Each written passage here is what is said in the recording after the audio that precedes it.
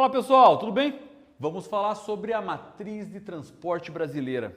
Vamos entender como é que os transportes acabam acontecendo e como é que é feito justamente essa movimentação de cargas e de pessoas no nosso país.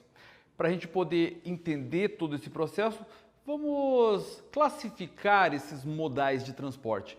E essa classificação, ela vai levar em consideração os seus fatores de construção, de manutenção e sua produção.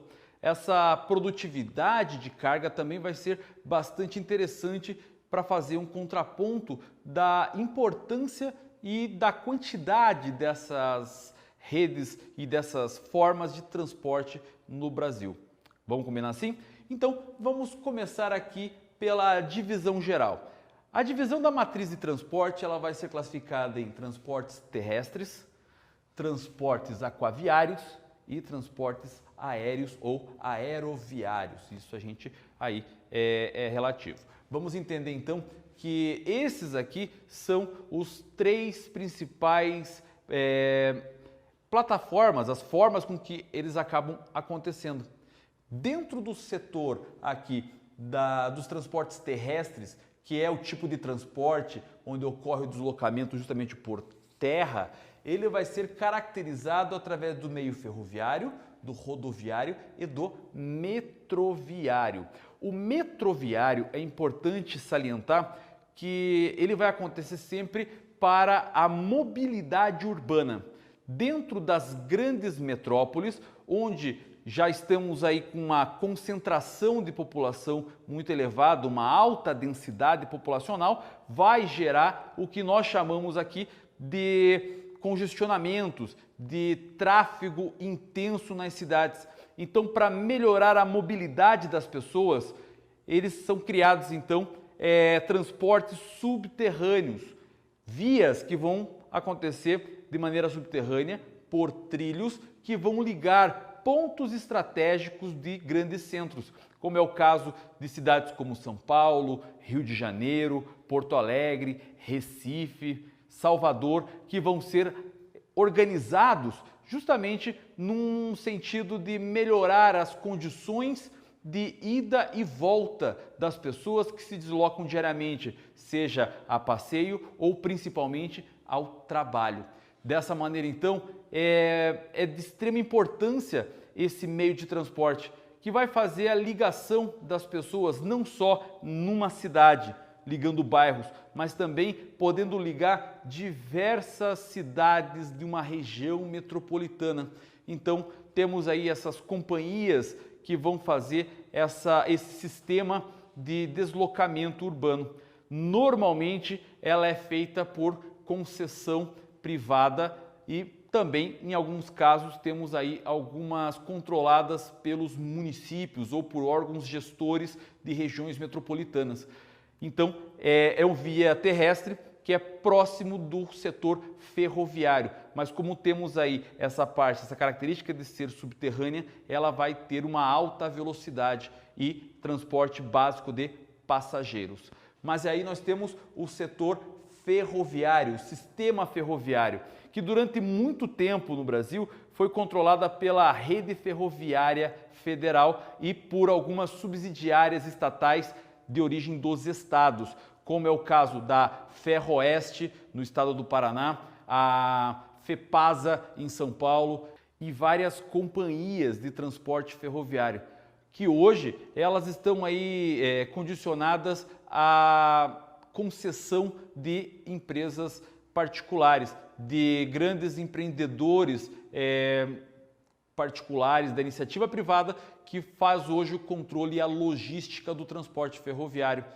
Foram divididos em diversos pontos essa malha ferroviária que é bem utilizada no Brasil, principalmente para o transporte industrial dos principais pontos de indústria e de produção de economia primária para o escoamento aos portos. Grandes portos do Brasil precisam dessas estradas de ferro para manter um fluxo de trabalho dentro dessas áreas portuárias, onde vamos ter aí essas condições de desenvolvimento de exportação, que vai melhorar a balança comercial do Brasil. Sempre lembrando daquela ideia de exportar mais do que importar, mas a importação também pode ser utilizada por vias terrestres. É importante lembrar que a parte do sistema ferroviário brasileiro, ele é essencialmente formado por carga. É utilizado carga, fora pontos específicos na parte ferroviária que é utilizado como turismo em áreas históricas, como, por exemplo, a região litorânea do estado do Paraná, a Estrada Real, regiões onde nós temos aí pequenas estradas no Nordeste e também na região do Rio Grande do Sul. Vamos ter estradas de ferro voltadas à utilização de passageiros para a parte turística ou também partes mais urbanas, onde vai ser aí um complemento do sistema metroviário. E aí é o caso de companhias de trens metropolitanos que vão fazer essa ligação de algumas cidades metropolitanas para o sistema metroviário.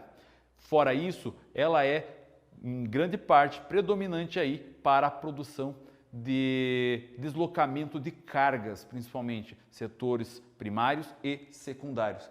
Aí chegamos no principal sistema de transportes do Brasil, o sistema rodoviário.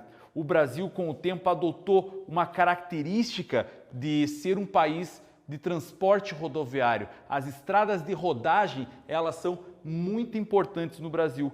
Temos no Brasil hoje 210 mil quilômetros de rodovias pavimentadas e cerca aí de 1,3 milhão de estradas não pavimentadas. Então nós temos o sistema rodoviário tendo como uma das principais fontes aí de transporte, uma principal matriz de transporte brasileira. Então nós temos a característica básica de divisão dessas estradas. Muitas delas hoje estão concessionadas, estão sob aí o cuidado das empresas particulares, da iniciativa privada, que acabam aí cobrando o pedágio para a utilização dessas estradas em troca da manutenção dessas estradas, da melhoria e de sistemas de infraestrutura que as pessoas que estão a passeio com seus automóveis ou com que os caminhões precisam aí nessas viagens. Então, temos essa parte da iniciativa privada e também as estradas que estão sob o domínio e a concessão do órgão do Departamento Nacional de Infraestrutura Terrestre, que é o DENIT. Então nós temos aí essa característica importante na hora de falarmos dessa estrutura. Mas nós temos aí uma divisão também do sistema rodoviário em rodovias estaduais e rodovias federais. Para a gente poder entender essa situação, as rodovias estaduais, elas sempre vão ter o seu nome da estrada com o nome do seu estado. Então, em São Paulo, as estradas estaduais, elas vão começar sempre com a sigla SP. No Paraná, a sigla PR. Em Santa Catarina, SC. Na Paraíba, a sigla PB. Em Pernambuco, PE e assim sucessivamente. E aí vai ter um sistema próprio de numeração para cada estado. Já as rodovias federais, aquelas que são de propriedade da União, nós vamos ter sempre aí a sigla BR. E é assim que nós normalmente nos referimos às estradas no Brasil. Ah, aquela BR tal que você pega ali e vai chegar em determinada cidade. Ela tem uma classificação de numeração. Ela vai ter a classificação que começa com 0, como a BR 050, a 03, enfim. A BR que vai começar com 1, como a BR 101, a 116, por exemplo. Vamos ter as que começam com a numeração 2, que vai ter a 277, a 207, a 201, enfim. Vamos ter a de número 3, a 376 principalmente, e aí 4, 5, 6 e 7. Mas existe um motivo para esses números? Sim, essa é uma classificação também estratégica para entendermos aí as estradas do Brasil. Quando a gente tem as estradas que começam com 0, ela fala das estradas radiais. Todas as estradas que começam na capital federal, no Distrito Federal, cidade de Brasília, e vão para todos os cantos do país, começam sempre com o número 0. E a partir daí dependendo do seu ponto, ela vai sendo classificado de 001 até 099. Nesse sentido, então, nós temos depois as que começam com o número 1, que são as rodovias norte-sul, que começam sempre aí com o número 1, e elas vão ter sempre aí uma organização longitudinal. Ela vai ser sempre ou de norte a sul ou de sul a norte.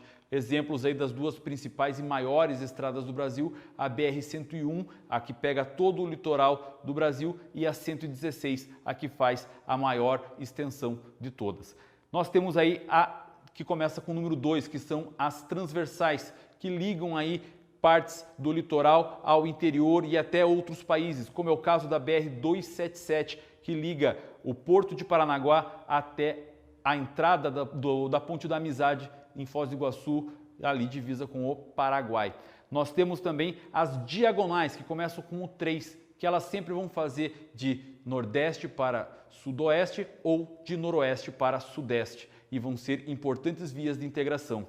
A 4, a 5 e a 6 são rodovias mais focadas aí em partes mais especiais, em abastecimento e alimentação de outras estradas, e as de número 7 vão ser de parques nacionais. Então nós temos essa classificação da rodovia e do sistema terrestre. O sistema aquaviário é aquele transporte que é realizado por meio de lagos, de rios, de mares, e classificados como transportes marítimos e transportes hidroviários. O Brasil ele tem uma importância desse sistema marítimo num sistema de cabotagem. Ele vai fazer a ligação de diversos produtos e cargas entre os portos brasileiros, fazendo uma redução aí de utilização de vias terrestres quando não tem muito essa opção. Dessa maneira, então, os portos acabam não recebendo somente produtos de fora do país, mas também recebendo entre os portos, um sistema que passamos a chamar de sistema de cabotagem. O sistema hidroviário é importante também para o escoamento de alguns produtos, principalmente produtos primários, que vão acontecer em trechos de rios navegáveis no país. Então, vamos ter aí, principalmente no norte do país, toda a bacia do Rio Amazonas, vamos ter parte das bacias do Paraná e do Paraguai e também algumas outras espalhadas no Brasil. Vamos ter então essa importância do uso do navio, do barco e das balsas, que vão ser bastante importantes nisso tudo. Além disso, nós temos o sistema aéreo, que é o sistema de transporte de todos eles o mais rápido. E ele é utilizado para cargas e para as pessoas também. Mas precisamos levar em consideração que, como é um transporte muito rápido, ao mesmo tempo ele é bastante caro. Então ele tem um foco principal ao transporte de pessoas, o transporte aéreo. Claro que existe uma estrutura de carga também sendo movimentada pelas aerovias, que são extremamente importantes, principalmente a aerovia que sai da Zona Franca de Manaus até o mercado consumidor de São Paulo. É uma região também de um fluxo de cargas pelos aviões, mas ela é uma das mais rápidas do mundo e ao mesmo tempo uma das mais caras, por isso que é utilizado somente em pontos específicos. A grande parte do sistema aeroviário é feito para os passageiros. Eu espero que você tenha entendido esse apanhado geral da matriz de transporte brasileira e eu vou ficando por aqui. Muito obrigado por ter assistido essa aula e tchau, tchau!